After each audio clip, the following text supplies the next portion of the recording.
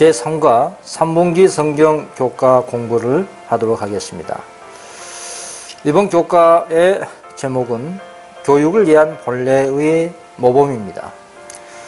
창세기 2장 15절에 여호와 하나님이 그 사람을 이끌어 에덴 동산에 두사 그것을 다스리며 지키게 하시고, 이 세상의 시작과 함께 세워진 교육 제도는 그 후의 모든 시대를 통해 인류의 교육을 위한 모형이 되어야 했습니다. 그 원칙을 실제로 보여주는 하나님의 시범 학교가 우리 시조의 보금자리였던 에덴에 설립되었던 것입니다. 에덴 동산은 교실이었고 천연계는 교과서였습니다. 창조주께서 친히 교사가 되셨으며 시조는 학생이 되어 배웠습니다. 자, 그럼 일요일 소재 보겠습니다. 가정입니다. 첫 번째 가정과 가족의 준비는 무엇인가 라는 문제입니다. 그 창세기 2장 8절에 여호와 하나님이 동방의 에덴의 동산을 창설하시고 그 지으신 사람을 거기 두시니라. 창세기 1장 28절 하나님이 그들에게 복을 주시며 하나님이 그들에게 이르시되 생육하고 번성하여 땅에 충만하라. 땅을 정복하라. 바다의 물고기와 하늘의 새와 땅에 움직이는 모든 생물을 다스리라 하시니라. 예, 그렇습니다. 우리 첫 시조들의 가정은 장차 온 땅을 채우게 될 그들의 자녀들의 가정을 위한 하나의 모범을 생각해 보시기를 바라시면서 공부를 해보도록 하겠습니다. 하나님께서 손수 아름답게 장식하신 이 최초의 에덴 동산의 가정은 화찬란한 그런 궁전이 아니었습니다. 오늘날의 이 세상은 자신들의 교만심으로 하늘 찌를 듯한 높고 장엄한 건물들을 보고 기뻐하고 자신의 손으로 이룬 역사를 자랑합니다. 그러나 하나님께서는 아담이 거주할 한 동산에 두셨습니다. 푸른 하늘은 지붕이었고 아름다운 꽃들과 싱싱한 풀로 깔린 땅은 마루였고 아름다운 나무의 무성한 가지들은 차양이었습니다. 그 집의 벽들은 위대한 예술가이신 하나님의 작품인 가장 장엄한 장식들로 구성되어 있었습니다. 거룩한 부부가 하나님께 성실하게 일하는 동안 그들은 지상을 통치하기로 되어 있었습니다. 그들에게 모든 생물을 다스릴 제한 없는 통치권이 부여되었습니다. 사자와 어린 양이 그들 주위에서 서로 장난하거나 그들의 발 아래 평화롭게 함께 하였습니다. 새들이 기뻐하며 두려움 없이 그들의 주위에 훨훨 날아다녔고, 새들의 즐거운 노래는 창조주를 찬양하였으며 아담과 하와도 새들과 합하여 아버지와 아들께 감사를 드렸습니다. 그 순결한 부부는 하나님의 돌보심 아래에 있는 자였을 뿐만 아니라 전지전능하신 창조주에게서 교훈을 받은 학생이었습니다. 그들은 천사들의 방문을 받았으며 창조주와의 교통이 허락되었으며 그들 사이에 아무런 어두운 장벽이 없었습니다. 그들은 생명나무에서 얻은 활력으로 충만했습니다. 이 거룩한 부부의 환경에는 모든 시대를 위한 교훈, 즉 참된 행복은 교만과 사치와 방종에서가 아니라 하나님께서 창조하신 자연을 통하여 그분과 교통하는 데서 찾을 수 있다는 것입니다. 이 같은 모습이 인간 최초의 에덴의 가정의 모습입니다. 오늘날 우리의 가정이 인위적인 것들의 주의를 덜 기울이고 더욱더 많은 단순성을 개발한다면 하나님의 목적을 이룬 일에 있어서 훨씬 더 가까이에 이르게 될 것입니다.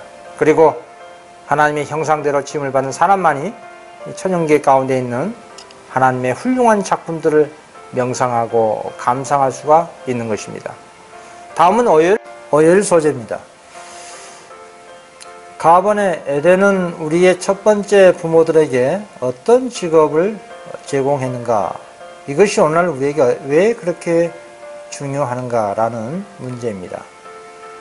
창세기 2장 15절에 여호와 하나님이 그 사람을 이끌어 에덴 동산에 두어 그것을 경작하며 지키게 하시고, 그렇습니다. 사람의 행복이 무엇인지를 잘 아시는 우리 하나님께서는 에덴의 거주자들에게 동산을 관리하여 그것을 다스리며 지키는 일이 그들에게 위탁했습니다. 에덴 동산에서 우리의 시조가 하는 일은 전혀 피곤하지 않고 유쾌하고 활력을 주는 그러한 일이었습니다. 하나님께서는 사람에게 노동의 축복이 되도록 정하셨다 이 말입니다. 우리의 시조들의 마음을 쏟고 그들의 육체를 강건하게 하고 그들의 능력을 노동을 통하여 발달시키게 하셨습니다. 그러나 아담의 불순종의 결과로 말미암아 그들이 아름다운 번향에서 추방되고 에덴 동산에서 유쾌하게 일하던 것과는 판이하게 달랐지만 바로 이 노동은 죄의 유혹에 대한 방벽이었습니다. 그리고 행복의 근원이 되었습니다. 인간의 타락 후 노동에는 건태와 고통이 있다는 것이 사실이지만 노동을 저주라고 생각하는 것은 잘못된 겁니다. 이 세상의 부자들은 흔히 근로 계급을 멸시하는 태도로 낮추어 보지만 이것은 사람을 창조하신 하나님의 목적에 전적으로 배치되는 사상입니다. 세상에서 가장 큰 부자의 소유물이라도 하나님께서 아담에게 주어진 하나님의 유산에 비하면 얼마나 적은지 비교해 보시기 바랍니다. 건강한 몸과 건강한 정신과 고상한 품성을 개발하려면 하나님께서 가르쳐 주신 거주의 방법대로 토지를 경작하고 개량할 줄 아는 그러한 기능이 필요합니다. 인생의 참 기쁨은 일하는 사람에게만 찾을 수가 있는 것입니다. 그래야 가정의 영육 간의 건강이 증진되고 더 나아가 교회와 사회와 국가에 건전한 유익과 아름다운 가마를 줄 수가 있는 것입니다. 오늘 가정을 선택함에 있어서 생애의 최선의 것이 무엇인지 심사숙고해야 할 것입니다. 도시생활의 오락, 방탕, 온갖 범죄가 난무하고 하나님의 계명을 무시하고 악을 가르치고 악한 그 가마의 대도시 환경에서 분리하는 것이 오늘날 하나님의 음성입니다. 계시 18장 4절에 또 내가 들으니 하늘에서 다른 음성이 나서 가로되 내 백성아 거기서 나와 그의 죄에 참여하지 말고 그의 받을 재앙들을 받지 말라고 하시지 않습니까? 하나님의 놀라운 창조의 솜씨를 통하여 우리 자녀들에게 하나님의 벗이 되고 하나님 말대로 가르쳐줄 수가 있고 자녀들을 성실하게 유용한 생애를 하도록 교육시킬 수 있는 천연계로 즉 시골에서 생활하는 것이 오늘날 중요한 기별의 한 부분입니다. 나아번에 하나님은 우리에게 실제로 하는 일에 대해 무엇을 가르치신가라는 질문입니다. 그 데살로니가전서 4장 11절 또 너희에게 명한같이 조용히 자기 일을 하고 너희 손으로 일하기를 힘쓰라. 이는 외인에 대하여 단정히 행하고 또한 아무 궁핍함이 없게 하려 함이라. 그렇습니다. 하나님께서는 사람에게 노동을 축복이 되도록 정하시고 그의 마음을 쏟고 그의 육체를 강건하게 하고 그 사람의 능력을 발달시키게 하셨습니다. 정신적, 육체적 활동에서 아담은 그의 경건한 생존의 최고의 기쁨이었습니다. 옛날 히브리 사람의 그 학교에서 실행한 체육교육은 신앙교육만큼이나 연구할 만한 가치가 있는 것입니다. 인간의 정신과 육체 사이에는 밀접한 관계가 있습니다. 도덕적으로 또 지적으로 높은 수준에 도달하기 위해서는 우리의 신체를 지배하는 법칙들에 주의해야 할 것입니다. 강하고 잘 조화된 품성을 얻기 위해서는 지적으로 육체적 능력을 행사하고 발전시켜야 한다 이 말입니다. 하나님께서 우리들에게 맡기신 이 경이로운 신체의 조직을 잘 다루고 이를 건강하게 보존할 수 있게 하는 법칙을 연구하는 것보다 더 중요한 교육이 무엇이겠습니까? 생계를 유지하기 위해서 수공에 의지할 필요가 없는 자들까지도 일하는 것을 배워야 할 필요가 있습니다. 육체적 노동 없이는 건전한 신체와 활력이 넘치는 건강을 소유할 수가 없습니다. 규칙적인 노동으로 단련하는 것은 강하고 활동적인 지력과 고상한 품성을 얻는데 매우 필요합니다. 인간의 불순종으로 세상에 들어오게 된 죄악을 이 노동에 의해서 경감시키는 것이 하나님의 목적입니다. 노동은 사단의 유혹을 무력하게 하고 죄악의 조수를 방지하기도 합니다. 비록 노동에는 걱정과 피로와 고통이 따르긴 하지만 그것은 오히려 행복과 발전의 근원이 되고 또한 유혹에 대한 방벽이 된다 이 말입니다. 노동에 의한 단련은 방종을 제지하고 근면과 순결과 견고한 의지를 증진시킵니다. 이리하여 노동은 우리를 타락해서 회복시키기 위한 하나님의 크신 계획의 한 부분이 되는 것입니다. 우리 예수님께서는 지상에서 생애하신 동안 모든 인간 가족의 모범이셨습니다. 가정에서는 순종하시고 협력하셨습니다. 우리 예수님께서는 목수 일을 배우시고 나사렛의 작은 목공소에서 당신의 손으로 친히 일하셨습니다. 청년 시절에 일하심에 따라 심신도 건강하게 발육되셨습니다. 청년 때 예수님은 당신의 체력을 무모하게 사용하지 않으시고 심신을 건강하게 보존하시고 각 분야에서 최선의 일을 행할 수 있는 그런 방법으로 체력을 지혜롭게 사용하셨던 것입니다. 다음은 하일 소재입니다. 배움의 장소. 에덴의 환경이 제공한 교훈은 무엇인가라는 문제입니다. 그 시편 19편 1절에서 2절 하늘이 하나님의 영광을 선포하고 궁창이 그의 손으로 하신 일을 나타내는도다. 날은 날에게 말하고 밤은 밤에게 지식을 전하니. 그렇습니다. 생생한 실물 교훈들을 펼쳐놓고 있는 찬양계는 하나의 교과서입니다. 이 교과서로서 하나님의 교훈과 즐거움의 원천이었습니다.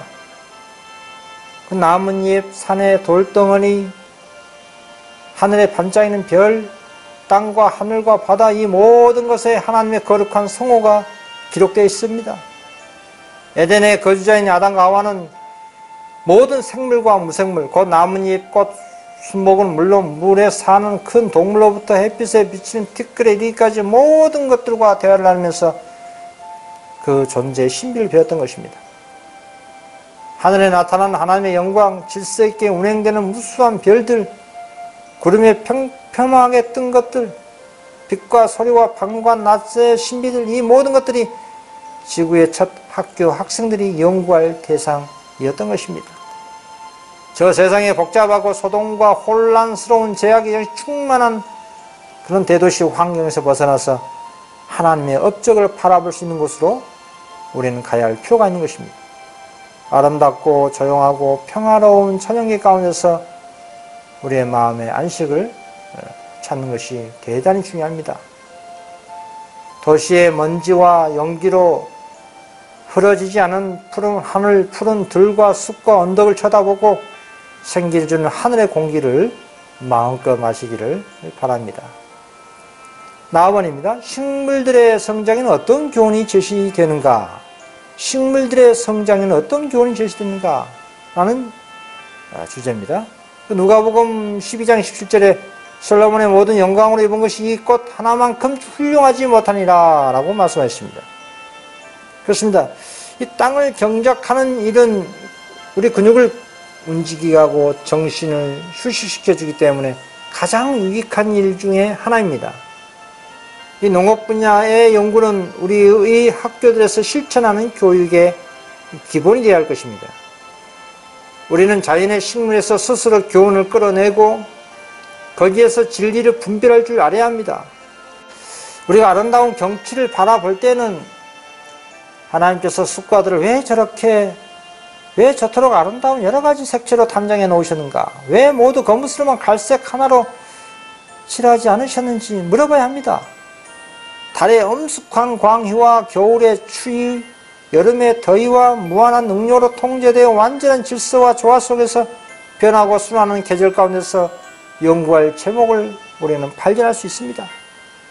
여기에 깊은 사색과 상상력의 나래를 펼칠 필요가 있는 제목들이 아주 무궁무진합니다. 천연계 어디에나 우리를 위한 하나님의 깊은 뜻이 나타나 있는 것을 우리는 볼 수가 있습니다. 우리의 필요와 행복을 위하여 모든 것이 놀랄 만큼 알맞게 지어져 있다는 사실을 우리가 깨닫는다면 우리는 하나님과 더욱더 친밀한 교제를 이루게 될 겁니다. 하나님의 영광은 그분의 피조물 가운데 잘 나타나 있습니다. 들의 풀들이 땅에 까는 아름다운 융탄자가 된다면 하나님의 형상대로 지음을 받은 사람에게 하나님이 쏟으시는 관심이 어떠하리라는 것을 피조물을 우리가 감히 느낄 수가 있겠습니까? 온갖 모양으로 피어있는 들의 꽃들은 항상 인간 자녀들을 기쁘게 하는 데에 봉사하고 있는 것입니다. 하나님께서 직접 그 뿌리들을 기르십니다. 이런 그분의 손에 하신 일로 말미암아 마음이 부드럽게 되어 순종할 모든 사람들에게 그의 사랑을 표현하시기 위함인 것입니다. 하나님의 이리한 책, 자연의 책은 우리의 영구를 위하여 활짝 열려져 있습니다. 우리는 이 자연의 책에서 하나님의 이대하심과 그의 비할 데 없는 영광과 사랑에 대한 더욱 고상한 사상을 얻어야 할 것입니다. 예수 그리스도께서는 당신의 제자들의 관심을 인공적인 사물에서 천연계로 돌리시려고 노력하셨습니다.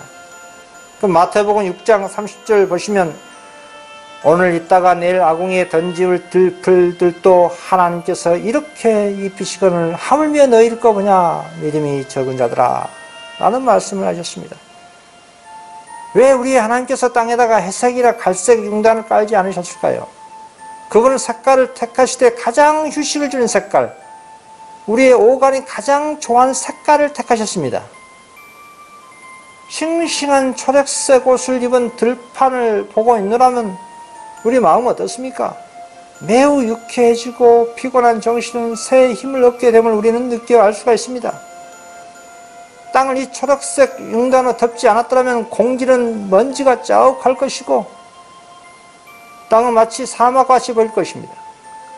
도단한 모든 풀의 싹들과 모든 꽃봉오리와 활짝 핀 꽃들은 모두 다 하나님의 사랑의 증표요 하나님을 믿는 믿음과 신뢰의 교훈을 가르치고 있습니다.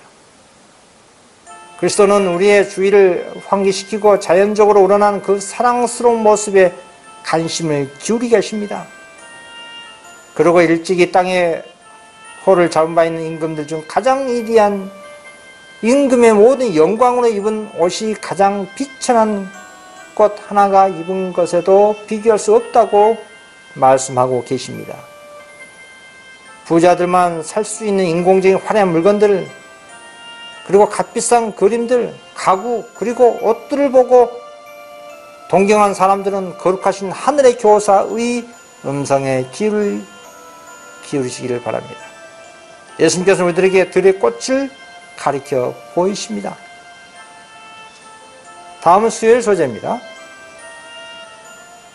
가버네 에덴의 거주자들은 매일 무엇을 했는가?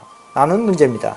그 창세기 3장 8절에 그들이 그날 바람이 불 때 동산에 거느신 여호와 하나님의 소리를 듣고, 그렇습니다. 새의 노랫소리와 산들거리는 나무와 바다의 음악 소리에서 아직도 우리는 날이 서늘할 때에 에덴 동산에서 아담과 탐소하신 하나님의 음성을 들을 수 있습니다. 우리가 저녁에서 하나님의 능력을 볼 때에 이안을 받는 것은 마음을 창조하신 말씀이 곧 사람에게 생명을 말씀하시는 말씀이기 때문입니다. 에덴 동산에서의 우리 하늘 아버지께서는 당신의 자녀들에게 관심을 가지시고 친히 그들의 교육을 담당하셨습니다. 아담과 하와는 때때로 하나님의 사자인 천사들의 방문을 받고 그들로부터 겉면 교훈을 들었습니다. 때로는 서늘한 때에 동산을 거닐다가 하나님의 음성을 들으며 그 영원하신 분과 대면하여 교제하였던 것입니다. 우리 예수님께서 생전에 천연계와 성경은 당신의 교과서였습니다. 예수님께서는 하나님께서 지정하신 근원 곧 유용한 노동일, 그리고 성경 연구, 천연계와 그리고 생애의 경험으로부터의 교육을 받으셨습니다. 즉 순종하는 손과 볼 수 있는 눈과 깨닫는 마음을 거기에 투입하는 모든 사람들에게 주시는 교훈으로 가득 차 있는 하나님의 교과서들로부터 받으신 것입니다. 다음은 나와버립니다. 하나님의 창조 속에서 어떤 교훈들을 얻을 수 있는가? 로마서 1장 20절 창세로부터 그의 보이지 아니하는 것들 곧 그의 영원하신 능력과 신성이 그가 만드신 만물에 분명히 보여 알려졌나니 그러므로 그들이 핑계하지 못할지니라. 시편 104편 24절에 여호와여 주께서 하신 일이 어찌 그리 많은지요. 주께서 지혜로 그들을 다 지으셨으니 주께서 지으신 것들이 땅에 가득하니이다. 그렇습니다. 우리의 시조 에덴 동산에 거주자들에게 보이는 우주의 그 놀라운 신비, 곧 지혜가 온전하신 자의 기묘한 일일이 저들에게 교훈과 기쁨을 주는 탐없는 원천이 되었습니다. 6천년간 사람들이 연구해온 자연의 법칙과 활동은 만물의 무한하신 창조자여 유지자이신 하나님에 의하여 저들의 마음에 열려 있었습니다. 그들은 나무와 꽃과 잎의 친구가 되어 그것들의 생명의 오묘함을 연구했습니다. 바다에서 노는 큰 생물로부터 햇빛 가운데 날아다니는 먼지처럼 작은 곤충에 이르기까지 아담은 모든 동물을 잘 알고 있었습니다. 아담은 그것들에게 각각 이름을 지어주었고 모든 동물의 성질과 습관을 잘 알고 있었습니다. 하늘에 있는 하나님의 영광, 질서 있게 운행하는 무수한 천체, 구름의 평평한 것, 빛과 소리에 또 주야의 신비, 이 모든 것이 우리의 최초의 조상에게 연구하도록 개방되어 있었습니다. 오늘도 마찬가지입니다. 산림의 모든 나무의 잎, 산에 있는 돌마디에 또 빛나는 모든 별에 땅과 공기와 하늘의 하나님의 이름이 다 기록되어 있습니다. 우주의 질서와 조화는 그들에게 하나님의 무한하신 지혜와 권능을 말하여 주었습니다. 그들은 항상 어떤 재미있는 것을 발견하였으며 그것은 그들의 마음을 창조주께 대한 더욱 깊은 사랑으로 충만하게 하십니다. 그래서 새로운 감사를 표시할 수 있게 되었던 것입니다. 여러분, 천연 가운데는 이를 위한 영적 교훈들이 매우 가득 차 있습니다. 꽃은 오직 새 생명을 움트게 하게 하여 죽으며 이런 현상은 우리에게 부활에 대한 교훈을 가르쳐주고 있는 것입니다. 하나님을 사랑하는 모든 인간은 하늘의 에덴 동산에서 또다시 꼽히게 될 것입니다. 위대하신 우리 하나님께서 땅에 기초를 놓으시고 온 세상을 아름다운 옷으로 입히시고 사람에게 유용한 것들을 세상에 채우셔서 엿새 동안의 위대한 창조 사업은 완성되었습니다. 그리고 그 지시된 일이 다 함으로 일곱째 날을 복주사 거룩하게 하셨으니 이는 하나님이 그 창조하시며 만드시는 모든 일을 마치시고 이날에 안식하셨음이더라. 그렇습니다. 하나님께서는 당신의 손으로 이루신 것들을 보시고 만족히 여기셨습니다. 모든 것들이 완전했습니다. 거룩하신 창조주께 걸맞는 것들이었습니다. 창조주께서는 피곤한 자로서가 아니라 당신의 지혜와 선하심의 열매와 당신의 영광의 나타남을 기뻐하신 자로서 쉬셨던 것입니다. 일곱째 날에 안식하신 후 하나님께서는 사람을 위하여 그날을 안식의 날로 성별하셨습니다. 창조주의 이와 같은 모범을 따라서 사람은 이 거룩한 날에 휴식할 것입니다.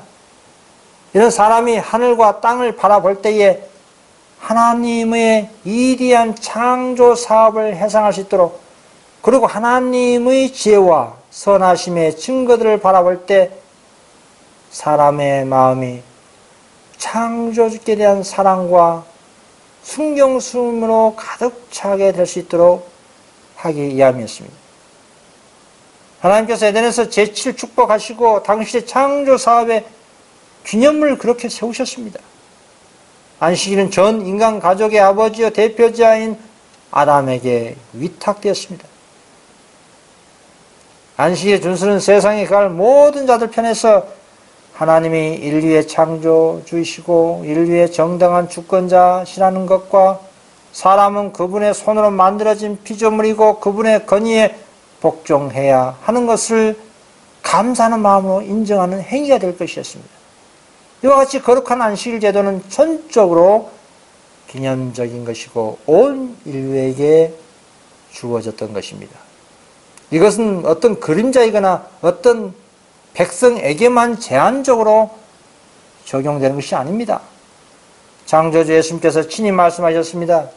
마가복음 2장 17절 또 가라사대 안식일은 사람을 위하여 있는 것이요 이러므로 인자는 안식일에도 주인이니라 라고 말씀하셨습니다. 사람에게 하나님의 작품들을 더욱더 충분히 숙고하고 하나님의 능력과 선하심을 명상할 수 있도록 7일 중 하루 동안은 자신의 이익과 일을 제쳐놓을 필요가 있었던 것입니다. 사람에게 하나님을 더 명확하게 상기시켜주고 인간이 누리고 소유한 모든 것이 창조주의 사랑 많은 손에서 나온 것임을 인생들에게 상기시킴으로 감사하는 마음을 일깨워줄 수 있는 안식일을 필요로 하였다 이 말입니다. 하나님께서는 안식일이 사람들의 마음을 당신께서 창조하신 작품들을 명상하도록 이끌도록 의도하셨습니다. 천연계는 사람들의 오감에 말하고 창조주이시며 마음을 재고 통치하신 살아계신 하나님이 계시다고 선포하는 겁니다. 다음 5절 소재입니다. 축복의 통로. 답은 가정들은 어떻게 에덴의 강물들이 동산의 복이 되었던 것처럼 세상에 복을 전하는 통로가 될 수 있는가? 창세기 1장 28절에 하나님이 그들에게 복을 주시며 하나님이 그들에게 이르시되 생육하고 번성하여 땅에 충만하라. 땅을 정복하라. 바다의 물고기와 하늘의 새와 땅에 움직이는 모든 생물을 다스리라 하시니라. 창세기 2장 10절 강이 에덴에서 흘러나와 동산을 적시고 거기서부터 갈라져 내 근원이 되었으니 마태복음 22장 39절에도 둘째 덕과 같으니 내 이웃을 내 자신같이 사랑하라 하셨으니 그렇습니다. 창조와 구속의 기초인 하나님의 사랑은 또한 참된 교육의 가장 근본적인 기초가 됩니다. 하나님의 사랑의 율법은 하나님과 동료 인간들을 위해 몸과 마음과 목숨을 다하는 헌신적인 봉사를 하라고 요구합니다. 이러한 봉사는 우리로 하여금 다른 사람에게 축복이 되게 하는 동시에 우리 자신에게도 큰 축복을 가져다 주는 것입니다. 이타적인 정신은 모든 참된 발달의 기초입니다. 이타적인 봉사를 통하여 우리의 모든 재능이 최대한으로 개발되는 것입니다. 이러한 일이 계속될 때 우리는 신의 성품에 참여한 자가 되는 것입니다. 4번 그리스도인 가정에 주어진 사명은 무엇인가? 고린도후서 3장 2절 너희는 우리의 편지라 하였습니다. 가정의 사명은 가족들의 한계를 넘어서 바다로 퍼져나가는 작은 강입니다. 그리스도인 가정은 하나의 실물 교훈이 되어서 올바른 생활 원칙의 탁월성을 예시해 주어야 할 것입니다. 그와 같은 예시는 이 세상에서 선을 위한 하나의 강한 능력이 될 것입니다. 사람들에게 할 수 있는 어떤 설교보다 훨씬 더 강력한 설교는 사람의 마음과 생애에 미치는 진실한 가정의 감화입니다. 우리의 가정에서 하나님의 거룩한 교육의 원칙에 충성해 나갈 때 하늘의 거룩한 교훈이 우리 이웃들에게 알려지게 되고 더 나아가서 지역사회에 전해지고 더 나아가 한 국가에 미치게 되고 결국은 이 지구를 거룩한 하나님의 영광으로 환하게 하여서 온 우주 거민들에게 칭찬받는 그리스도의 가정들이 되시길 바라면서 상과 성경 교과를 마치도록 하겠습니다. 감사합니다.